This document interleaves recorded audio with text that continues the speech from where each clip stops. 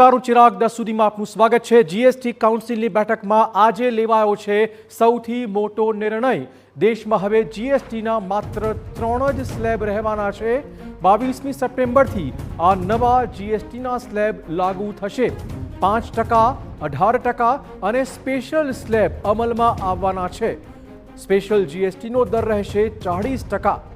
તમાકુ અને luxury product પર રહેશે 40% જીએસટી। જીએસટીનો 12% અને 28%નો સ્લેબ નાબૂદ કરી દેવાયો છે।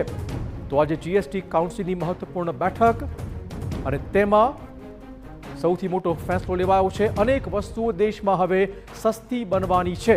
જો કે સ્પેશિયલ સ્લેબ 40%, એ સ્લેબમાં કઈ કઈ વસ્તુ આવી શકશે તે ચોક્કસ ચર્ચાનો વિષય છે, પરંતુ 2 સ્લેબ નાબૂદ કરી દેવાયા છે।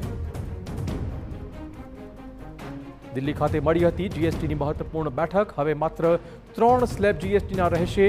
આપણે કહી દઈએ કે 2 સ્લેબ નાબૂદ કરાયા છે। 22મી સપ્ટેમ્બરથી જ આ નવા જીએસટીના સ્લેબનો અમલ શરૂ કરી દેવાશે।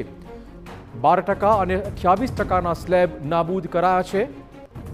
માત્ર 5%, 40% અને 12% આ 3 સ્લેબ રહેશે। સ્પેશિયલ સ્લેબ જે છે તેમાં 40%નો જીએસટી વસૂલાશે। તમાકુ સહિતની અનેક લક્ઝરી પ્રોડક્ટ પર લગભગ 40% સ્લેબ રાખવામાં આવશે, આવી ચર્ચાઓ છે।